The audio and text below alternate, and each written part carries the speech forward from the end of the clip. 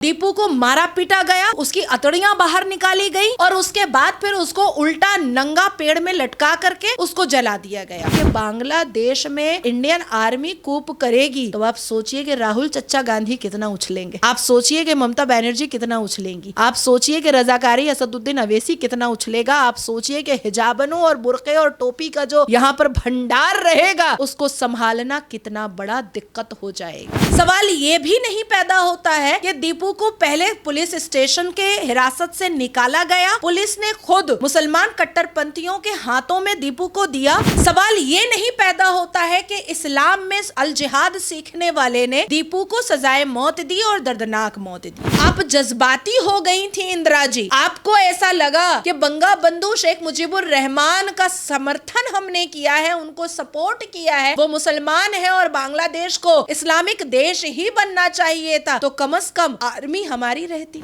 आदरणीय प्रधानमंत्री मोदी जी की सरकार आई तो पूरे ब्रह्मांड को यह पता चला कि एक बहुत ही मजबूत सरकार आई है और हमारा डिफेंस आदरणीय प्रधानमंत्री मोदी जी के नेतृत्व में चौथे पोजीशन पर पहुंच गए। हमें कोई पॉलिटिकल पार्टी हमें कोई सुरक्षा दे या ना दे वो भी मंजूर है हमें, लेकिन इस राष्ट्र के लिए और सनातन के लिए और हिंदुओं के लिए जो आवाज की मुहिम हमने छेड़ी है वो हम पीछे तो नहीं हटे कि या तो बांग्लादेश में हमारी इंडियन आर्मी कूप करे और या तो फिर बांग्लादेश के दो टुकड़े हो जाएं, एक का नाम बांग्लिस्तान हो जाए जो छोटा भाई हिंदुस्तान का हो और बांग्लादेश जो है वो बांग्लादेश ही रह जाए। जो आज हम दीपू की चर्चा कर रहे हैं, कल ऐसा ना हो कि आपके घर की चर्चा करें। हम अपने डोमेस्टिक पॉलिटिक्स में यूसीसी लगाएंगे, ढपली वाले निकल जाएंगे। हम अपने भारत में एनआरसी लागू करने की बात करेंगे तो फिर टुकड़े टुकड़े गैंग निकल जाएंगे। हम अपने भारत में सीएए की बात करेंगे तो कठमुल्ले निकल जाएंगे। हम अपने भारत में मदरसा हटा करके उसको मिडिल स्कूल बनाने की बात करेंगे तो सारे हिजाबन और जिहादन निकल जाएंगी। ये जो जितने भी लिब्रांडो हिंदू हम लोगों को दिखाई देते हैं, ये कौन है? ये पैसे पर हिंदू होते हुए सनातन का विरोध करते हैं। और शाहरुख खान आप कह रही हैं नहीं निकल रहे, शाहरुख खान हिंदू के लिए क्यों निकलेगा? पैसे दिए जा रहे हैं ताकि तुम और हिंदुओं को मारो, ताकि तुम और उनके ऊपर ब्लास्फेमी करो, ताकि तुम और उनको नंगा करो, ताकि तुम और उनकी बहू बेटियों को लूटो। ये अब बर्दाश्त नहीं हो रहा है, इसको चुप करवाइए, इसका ऑडियो डाउन करवाइए। ये बहुत गलत बात कर रही है, ये तो आवारा लफंगी महिला है। नमस्कार, आप देख रहे हैं वो न्यूज़ और मैं हूं आपके साथ यशस्वी शर्मा। नाम दीपू चंद्र दास, ना कोई राजनेता, ना कोई अभिनेता और ना ही किसी पॉलिटिकल पार्टी से संबंध। बस उन्होंने इतना कहा कि सारे धर्म एक हैं, सारे भगवान एक हैं, बस नाम अलग अलग हैं। और इसके बाद बांग्लादेश के कट्टरपंथियों को गुस्सा आ गया सिर्फ इतनी सी बात पे।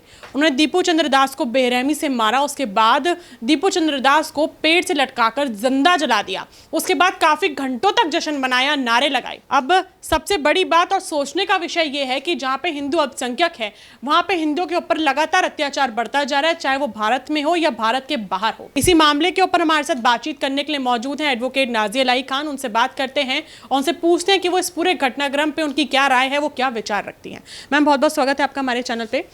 जो ये घटना हमें देखने को मिली, पहली बार तो नहीं है ये घटना, क्योंकि बांग्लादेश में पिछले साल भी हमको बहुत कुछ देखने को मिला था। पश्चिम बंगाल में भी बहुत साल पहले कश्मीरी हिंदुत्व को रात बेरात अपने घर से भागना पड़ा, अपना कश्मीर छोड़ के, अपना घर छोड़ के। उसके बाद हमने पश्चिम बंगाल में भी मुर्शिदाबाद, 24 परगना हालात कुछ महीने पहले ही देखे थे। अब बांग्लादेश में फिर से ये सब शुरू हो चुका है, उस पर आप क्या कुछ कहेंगी? बांग्लादेश में 17 करोड़ पॉपुलेशन है, जिसमें से 1 करोड़ 13 लाख हिंदुओं की पॉपुलेशन बची हुई है कटने कुटने के बाद। जब पाकिस्तान 1947 में बना तो 27% मोर और लेस माइनॉरिटी थे वहाँ पर। अब 1% बचे हैं, मात्र 1% बचे हैं। वो भी मैं आपको 2023 का डेटा जो यूनाइटेड नेशन में रखा गया है मैं वो बता रही हूँ आपको, लेकिन बांग्लादेश का मैं आपको रिसेंट डेटा बता रही हूँ। 1 करोड़ 13 लाख मोर और लेस। फिर नवंबर के महीने में हमने देखा कि शेख हसीना को इस्लामिक देश बांग्लादेश में फांसी की सज़ा मिली। फांसी की सज़ा सुनाने वाला भी मुसलमान, फांसी की सज़ा जिसको मिल रही थी वो भी मुसलमान, फांसी की सज़ा जो पढ़ रहा था वो भी मुसलमान, फांसी की सज़ा जो वकील दिलवा रहा था वो भी मुसलमान, सब कलमा शरीक। सवाल ये नहीं है कि दीपू को इस्लामिक सज़ा मिली है और उसने अल्लाह और भगवान को एक बताया, उसने सारे धर्म को एक कह दिया, क्योंकि आपके ग्रंथों में, क्योंकि आपकी श्रीमद् भगवत गीता में, क्योंकि आपके अध्यायों में, क्योंकि आपके उच्चारणों में, क्योंकि आपके वेद में क्योंकि आपके संत और साधुओं ने आपको वासुदेव कुटुंबकम का ज्ञान दिया है। आपने अपने धर्म की धार्मिक किताबों में पढ़ा है कि हम सब एक हैं। हम सबको जिस देव ने बनाया है हम उसको मानते हैं, पर अलग अलग रूप से, अलग अलग ढंग से मानते हैं। आपने उसको गांठ बांध करके अपने हृदय में और अपने दिमाग में रख लिया है। पर आप ये ऐसा क्यों सोचते हैं कि सारे मजहब वाले और सारे लोग यही सोचेंगे? ये यहाँ पर आपसे गलती हो गई है। सवाल ये नहीं पैदा होता है कि इस्लाम में अल जिहाद सीखने वाले ने दीपू को सजाए मौत दी और दर्दनाक मौत दी। सवाल ये भी नहीं पैदा होता है कि दीपू को ब्लास्फेमी की सज़ा मिली। सवाल ये भी नहीं पैदा होता है कि दीपू को पहले पुलिस स्टेशन के हिरासत से निकाला गया, पुलिस ने खुद मुसलमान कट्टरपंथियों के हाथों में दीपू को दिया, दीपू को मारा पीटा गया, उसकी अतड़ियाँ बाहर निकाली गई और उसके बाद फिर उसको उल्टा नंगा पेड़ में लटका करके उसको जला दिया गया। मैं तो इस बारे में सवाल पूछ ही नहीं रही हूँ, क्योंकि जिन्होंने ये किया है उनको वो अपने कर्तव्यों का पालन कर रहे हैं, वो अपने इस्लाम की जिम्मेदारियों को निभा रहे हैं। सवाल ये पैदा होता है कि जो हिंदू बुद्ध को भी मानता है और युद्ध को भी मानता है, जो हिंदू बांसुरी भी सुनता है कृष्ण भगवान की और महाभारत भी देखता है, जो हिंदू संजीवनी बूटी के नाम से हनुमान को भी याद करता है और उसके बाद फिर हनुमान की गदा को भी लेकर के घूमता है, जो हिंदू भगवान राम को मर्यादा पुरुषोत्तम राम कहता है, उसके बारे में ये पढ़ता है कि उसने रावण का भी वध किया है, तो वो हिंदू अब भी बुद्ध क्यों बना हुआ है? क्या युद्ध उसके लिए अब मान्यता नहीं रख रहा है? सवाल ये भी पैदा होता है कि आखिर इस पूरे ब्रह्मांड का हिंदू चुप क्यों है? मैं सिर्फ भारत के हिंदुओं के बारे में बात क्यों करूं? 3 मिलियन हिंदू तो अरब में भी हैं, करोड़ों हिंदू तो बैंकॉक में भी हैं, करोड़ों हिंदू तो लंदन अमेरिका में भी हैं, करोड़ों हिंदू तो ऑस्ट्रेलिया, डच और सिडनी और स्वीडन में भी हैं। तो ये पूरे ब्रह्मांड का हिंदू क्या बुद्ध बन करके ही बैठा रहेगा? क्या अब उसे नहीं ये एहसास हो रहा है कि युद्ध जो है वो अब करना चाहिए? क्योंकि कई उच्चारणों में श्रीमद् भगवद गीता में मैंने पढ़ा है कि अपने अस्त्र शस्त्र और अपने धर्म को बचाने के लिए युद्ध अगर करना पड़े तो पांडवों को उतरना पड़ता है युद्ध के लिए।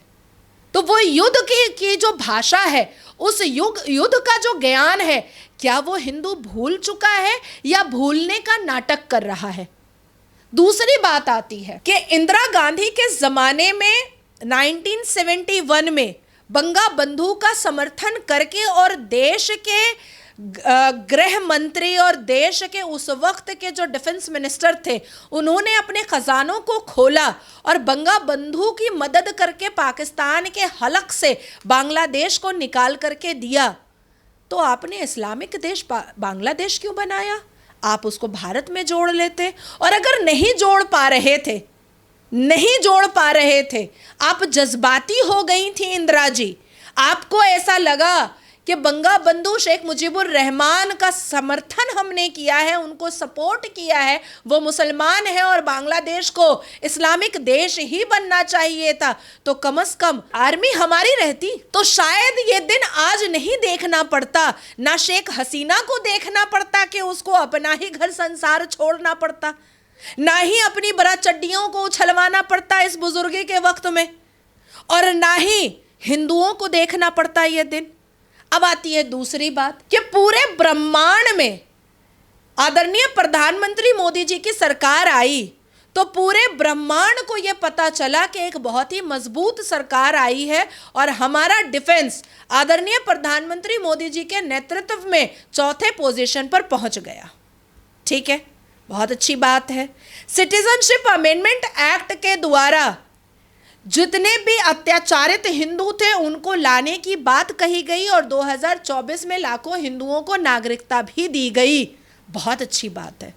वी ऑल आर अट्रैक्टेड, हम सब बहुत अट्रैक्टेड हुए कि चलो किसी सरकार ने पहल तो की, तथास्तु। लेकिन क्या अब वक्त नहीं आया है कि या तो बांग्लादेश में हमारी इंडियन आर्मी कूप करे और या तो फिर बांग्लादेश के दो टुकड़े हो जाएं, एक का नाम बंगलिस्तान हो जाए जो छोटा भाई हिंदुस्तान का हो, और बांग्लादेश जो है वो बांग्लादेश ही रह जाए, और जो बंगलिस्तान बने हिंदुओं का सितान बने बांग्लादेश को तोड़ करके वहां पर इंडियन आर्मी कूप कर जाए immediate, as soon as possible. क्योंकि आने वाला वक्त जो आज हम दीपू की चर्चा कर रहे हैं, कल ऐसा ना हो कि आपके घर की चर्चा करें। हमारे ही भारत ने बांग्लादेश को स्वाधीनता दी और आज वही बांग्लादेश जो कि बहुत कुछ है नहीं हमारे भारत के सामने, वो आज हमारे ही हिंदुओं पे अत्याचार कर रहा है। और हमारे जो मोदी सरकार बैठेंगे, विपक्ष के भी तमाम सवाल हैं और लोग के भी तमाम सवाल है कि हस्तक्षेप बाय मिलिट्री क्यों नहीं करा जा रहा है, अगर हमारा सुपर पावर सरकार को इतना कहा जाता है तो। नहीं, कोसना बहुत आसान है किसी भी सरकार को, लेकिन उस कोसने में तथ्य और सत्य होना चाहिए। अभी मैंने इंदिरा गांधी जी की सरकार को कोसा, लेकिन सत्य और तथ्य दोनों दिया मैंने, और इतिहास के पन्ने और खोलूंगी तो मैं 24 घंटा इस बारे में बात कर सकती हूँ पूरे सबूत के साथ कि इंदिरा गांधी जी की सरकार को कोसा जा सकता है। लेकिन एक सरकार आई 53 साल पूरे के पूरे भारत को ताना बाना बिगाड़ने के बाद एक ऐसी सरकार आई जो धीरे धीरे चीज़ों को दुरुस्त कर रही है। हम अपने डोमेस्टिक पॉलिटिक्स में, अभी हम जियो पॉलिटिक्स बांग्लादेश के बारे में बात कर रहे हैं, हम अपने डोमेस्टिक पॉलिटिक्स में यूसीसी लगाएंगे, ढपली वाले निकल जाएंगे। हम अपने भारत में एनआरसी लागू करने की बात करेंगे तो फिर टुकड़े टुकड़े गैंग निकल जाएंगे। हम अपने भारत में सीएए की बात करेंगे तो कठमुल्ले निकल जाएंगे। हम अपने भारत में मदरसा हटा करके उसको मिडिल स्कूल बनाने की बात करेंगे तो सारे हिजाबन और जिहादन निकल जाएंगी। हम अपने भारत में वन नेशन वन इलेक्शन की बात करेंगे तो सारे रजाकारी फौज निकल जाएंगे। हम अपने भारत में संविधान के बारे में बात करेंगे तो हमें बोल दिया जाएगा कि मुर्तद हो गई हो, तुमने इस्लाम छोड़ दिया है। हम अपने भारत में बेटियों को शिक्षित करने की बात करेंगे तो ये लीजिए जंतर मंतर भर दिया जाएगा। हम अपने भारत में वक्फ बोर्ड को वैनिश नहीं संशोधन करने की बात करेंगे तो ये लीजिए मुसलमानों रोड पर आ जाओ, तुम्हारी करबलाएं छीन ली जाएंगी। जिहादी मानसिकता वाले मुसलमानों के पीछे में उंगली कर कर करके असदुद्दीन अवैसी बाहर निकलवाएगा और अपने बेटों को लग्जरीज लाइफ में बंगलों में रखेगा।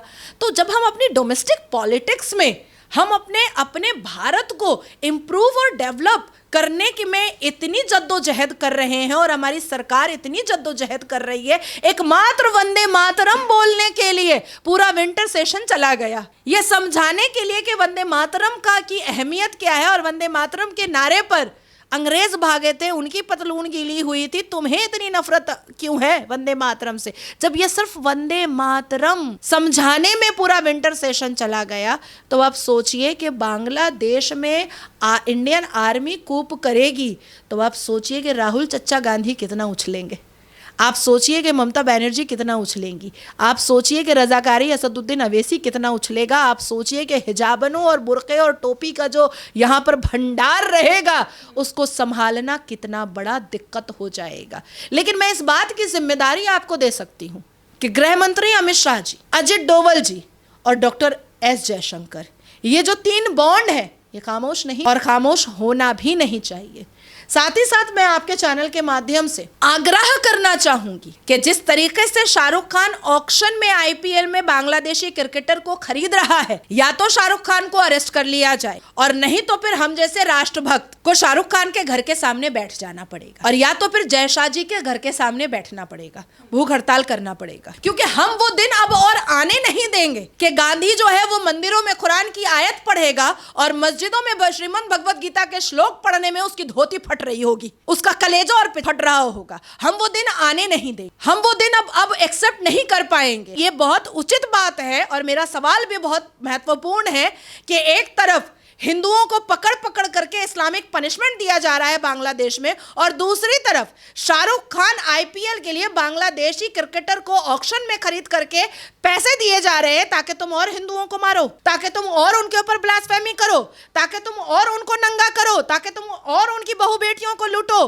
ये अब बर्दाश्त नहीं हो रहा है। भले ही हमारी हालत जो है वो वीर सावरकर जैसी हो जाए, हमारी हालत वीर भगत सिंह जैसी हो जाए, हमारी हालत जो है वो सरदार पटेल जैसी हो जाए, मंजूर है हमें कोई पॉलिटिकल पार्टी हमें कोई सुरक्षा दे या ना दे, वो भी मंजूर है हमें। लेकिन इस राष्ट्र के लिए और सनातन के लिए और हिंदुओं के लिए जो आवाज की मुहिम हमने छेड़ी है, वो हम पीछे तो नहीं हटेंगे।